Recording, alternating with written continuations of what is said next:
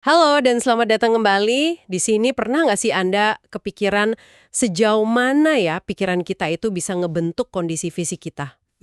Pertanyaan menarik. Hari ini kita mau bahas tuntas nih topik seru ini. Gimana cara kita berpikir itu beneran bisa bantu Anda jadi lebih langsing, kelihatan lebih muda, dan ya merasa lebih bahagia. Betul. Sumber kita kali ini spesifik banget nih. Dari bab 13 buku Dr. Daniel G. Amen, judulnya Change Your Brain, Change Your Body. Bab ini fokus ke solusi ANT. Solusi ANT ya? Intinya sih panduan praktis gitu.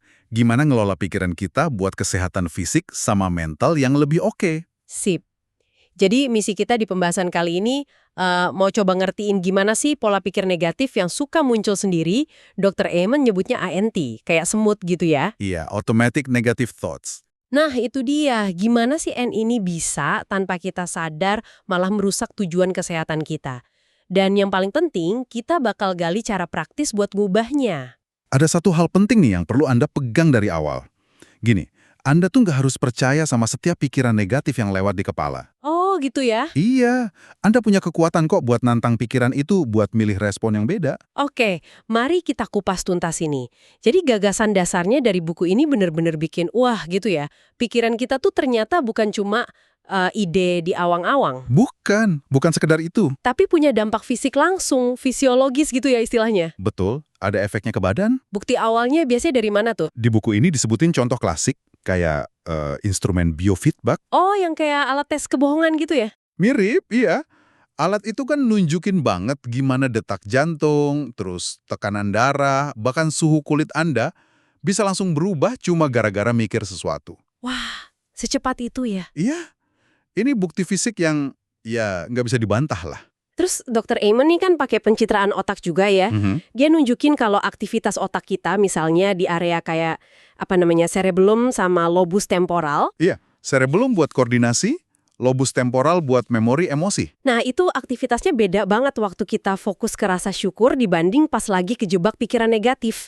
Jadi ini bukan soal perasaan doang ya, tapi beneran ada perubahan di otak. Yang menarik di sini adalah, kenapa sih kita perlu banget paham soal beda aktivitas otak sama reaksi fisik ini? Kenapa tuh? Karena gini, pola pikir negatif itu, dia memicu semacam rentetan reaksi kimia di tubuh.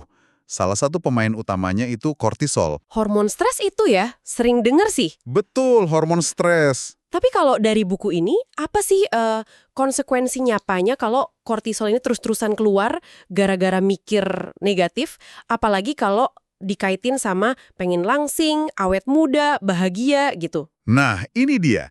Konsekuensinya tuh nyata banget dan relevan banget sama tujuan Anda.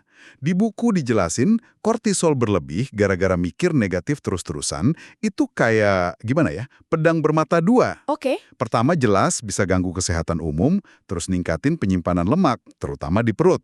Nah, ini kan ngehambat banget tujuan jadi langsing. Iya iya. Kedua, kortisol ini juga dikaitin sama penuaan kulit yang lebih cepat.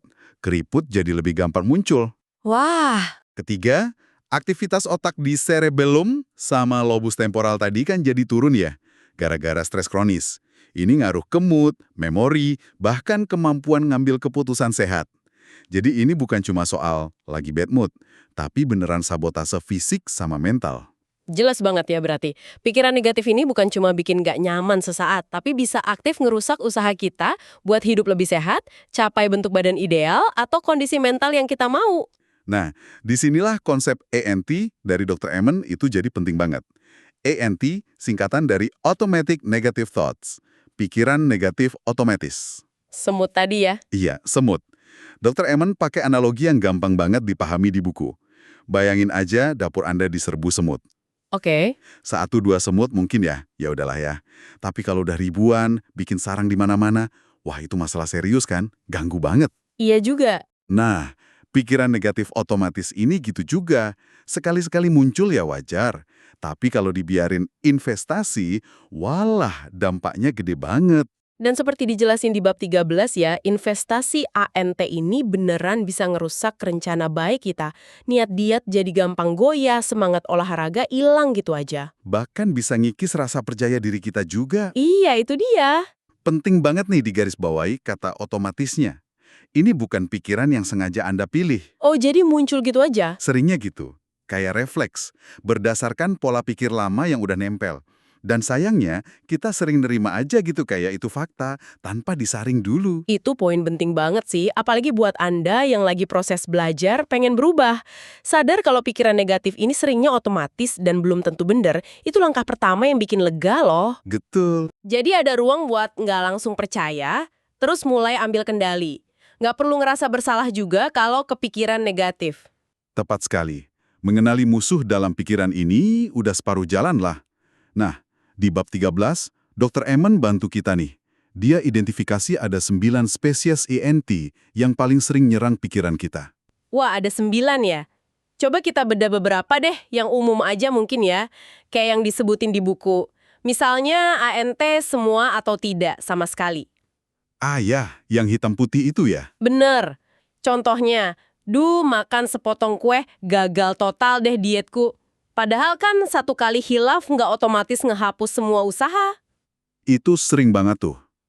Terus ada lagi ANT selalu berpikir. Ini yang pakai kata-kata absolut. Kayak selalu, nggak pernah, semua orang. Contohnya, Misalnya, aku tuh nggak pernah bisa deh konsisten olahraga. Atau, semua orang pasti mikir aku gendutan. Kata-kata kayak selalu, nggak pernah, semua orang. Ini kan jarang banget benernya. Dan bikin kita jadi pesimis duluan. iya juga ya. Terus ada lagi nih, fokus pada yang negatif. Jadi, kita cuma lihat jeleknya aja, bagusnya diabaikan. Sama berpikir dengan perasaan. Oh, itu yang anggap perasaan sebagai fakta ya? Betul, aku merasa gagal berarti aku emang gagal. Padahal kan perasaan bisa naik turun, belum tentu itu kenyataan objektif. Ada contoh lain lagi nggak dari buku?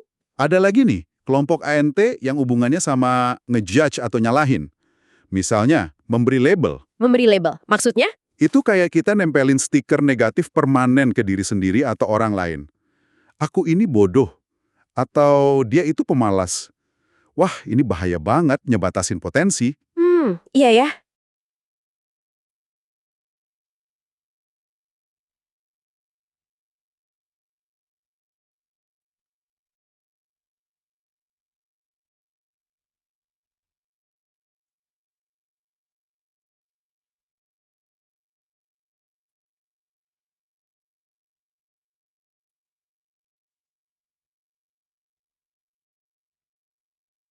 Terus, ada menyalahkan. Ini yang suka lempar tanggung jawab masalah kita ke orang lain.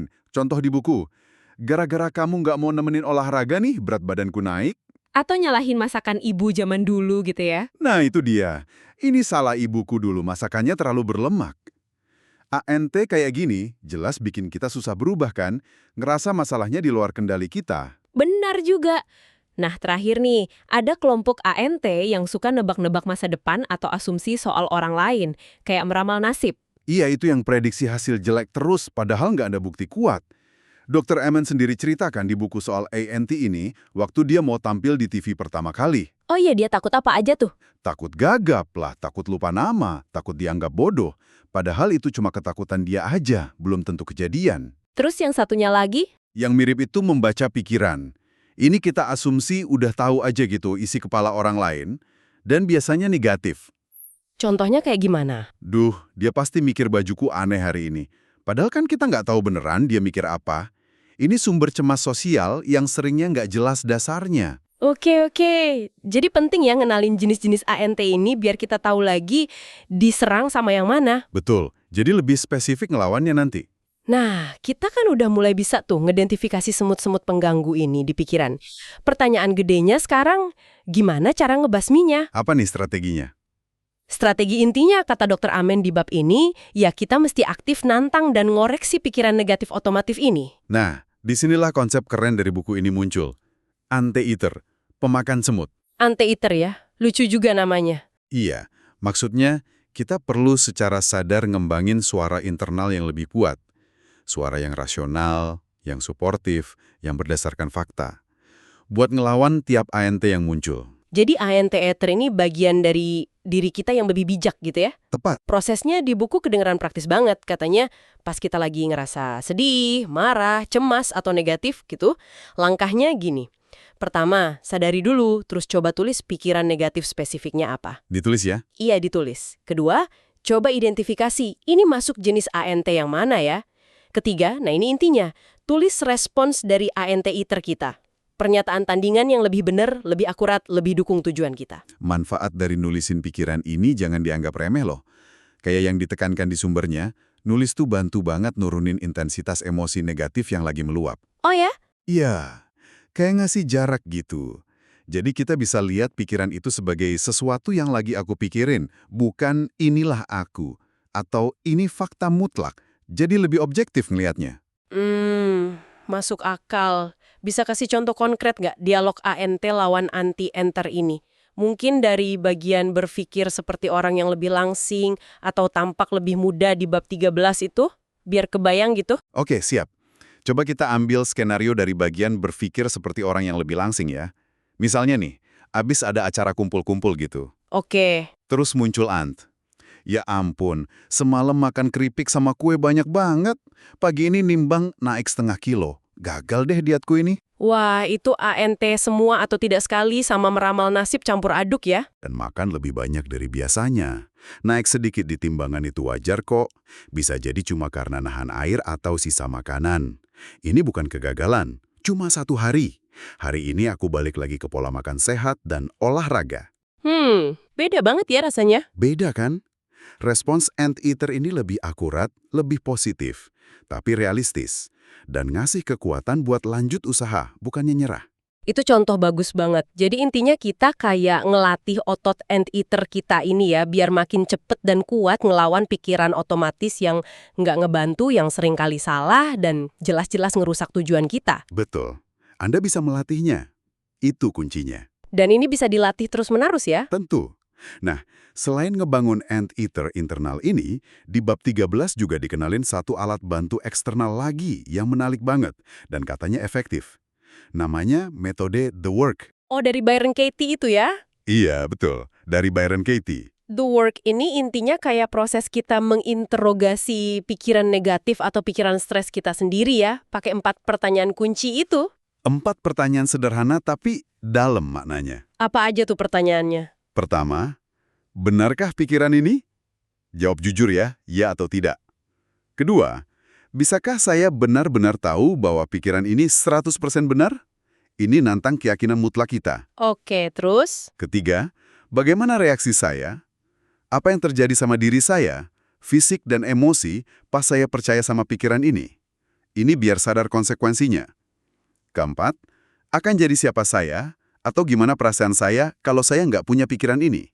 Ini ngebayangin alternatifnya. Setelah 4 pertanyaan itu ada langkah turn around atau pembalikan ya? Betul. Turn around ini bukan cuma afirmasi positif kosong, tapi kita coba cari pernyataan lain yang berlawanan atau alternatif dari pikiran asli. Terus kita cek, pernyataan baru ini rasanya sama benernya nggak? Atau malah lebih bener dari pikiran awal yang bikin sakit hati itu. Penting nih ditekankan, tujuan The Work ini sejalan sama semangat bukunya Dr. Amen ya. Bukan buat maksa diri mikir positif palsu, Bukan sama sekali. tapi buat nyari pemikiran yang akurat, yang jujur, dan akhirnya ngebebasin kita dari penderitaan gara-gara pikiran yang nggak benar. Coba kita pakai contoh dari buku biar lebih jelas ya. Ya, Misalnya kasus Gina tadi, yang cemas nggak bisa nurunin berat badan buat nikahannya. oke. ANT-nya kan, aku nggak akan pernah bisa nurunin berat badan tepat waktu buat nikahanku. Nah, kita pakai 4 pertanyaan. 1. Benarkah? Mungkin dia ngerasa gitu banget, tapi apa itu fakta mutlak? 2. Bisa dia benar-benar tahu itu benar? Ya nggak bisa lah, masa depan siapa yang tahu? Iya juga. 3. Gimana reaksinya pas percaya pikiran itu? Ya panik, cemas banget, malah pengen makan mungkin, karena stres, motivasinya hilang. 4. Jadi siapa dia tanpa pikiran itu? Mungkin lebih tenang, bisa fokus ke rencana diet sama olahraganya hari ini, ngerasa lebih berdaya. Analisisnya mantap. Terus turn around-nya gimana? Pembalikannya bisa jadi, aku akan bisa nurunin berat badan tepat waktu kalau aku terus ikutin rencanaku. Atau bisa juga, pikiranku yang bilang aku nggak akan berhasil. Atau bahkan, pernikahanku akan tetap berjalan walaupun berat badanku belum ideal. Oke. Nah, Gina terus ngerenungin, turnaround ini rasanya lebih bener nggak ya? Atau paling nggak sama benernya sama pikiran aslinya? Seringkali jawabannya iya. Proses ini bisa banget ngubah emosinya dari putus asa jadi harapan, ngasih energi lagi buat usaha. Contoh lain soal keriput tadi juga menarik. ANT-nya, umurku udah di atas 50, nggak ada lagi yang bisa aku lakuin buat cegah keriput. Nah, setelah lewat 4 pertanyaan, turnaround-nya bisa jadi, ada sesuatu kok yang bisa aku lakuin buat cegah keriput baru. Atau, nggak bener kalau nggak ada sama sekali yang bisa aku lakuin. Jadi geser ya fokusnya. Iya, dari pasrah jadi mikir, oh iya ya, aku bisa lakuin sesuatu kayak perawatan kulit lebih baik, minum air cukup, makan makanan anti-inflamasi. Jadi lebih proaktif. Yang penting juga kayaknya, seperti dibilang di buku, soal kejujuran ya pas proses ini. Kalau emang ada bagian dari pikiran asli yang bener, gimana? Nah itu dia, kalau setelah dicek, emang ada benernya misalnya, aku emang makan kebanyakan semalam. Langkahnya bukan nyangkal. Mungkin terima dulu. Iya, aku makan kebanyakan. Terus diikuti pembalikan yang fokus ke depan. Dan aku bisa balik ke jalur sehat hari ini. Atau ya udah, amati ada faktanya tanpa ngejudge diri berlebihan. Oke. Proses ini intinya bantu kita lepas dari cengkeraman emosi negatif dan ngasih kekuatan buat milih respons yang lebih baik. Ini semua nyambung banget ya ke gagasan lain yang kuat juga dari buku ini, soal kekuatan keyakinan itu sendiri. Betul. Otak kita, kata Dr. Amen, itu cenderung mewujudkan apa yang paling sering dilihat atau diyakininya.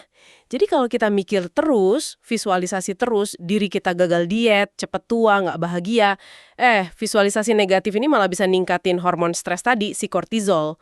Sebaliknya, keyakinan yang positif, yang penuh harapan, itu bisa punya efek fisik yang nyata loh. Buku ini nyebutin beberapa studi soal efek placebo yang, wah, luar biasa sih. Contohnya apa tuh? Ada studi di mana naloxone ini, obat buat ngeblok reseptor morfin di otak, ternyata bisa juga ngeblok efek pereda nyeri dari placebo, dari pil gula gitu, ke pasien sakit gigi. Maksudnya gimana tuh? Artinya, keyakinan si pasien kalau dia bakal sembuh, itu sendiri udah memicu otaknya ngeluarin zat kimia alami yang mirip morfin. Makanya pas diblok pakai naloxone, efek placebonya hilang. Wow, keren banget ya. Ada juga contoh soal operasi lutut palsu buat pasien artritis. Beberapa pasien yang cuma disayat kulitnya aja nggak diapa-apain dalamnya, ngelaporin rasa sakitnya berkurang sama signifikannya kayak pasien yang beneran dioperasi lututnya. Gila ya, sekuat itu pikiran dan keyakinan kita. Asal intinya jelas banget dan bikin kita semangat. Ngubah keyakinan mendasar Anda itu bisa secara harfiah ngubah cara kerja kimia dan bahkan struktur otak Anda. Dan akhirnya ngubah kondisi fisik tubuh Anda.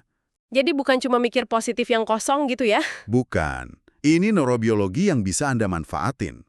Jadi intinya, keyakinan Anda itu bukan sekedar ide, tapi beneran bisa memicu reaksi kimia di otak sekuat obat beneran. Itu insight penting dari bagian ini. Jadi apa artinya semua ini? Buat Anda, wah jelas banget ya.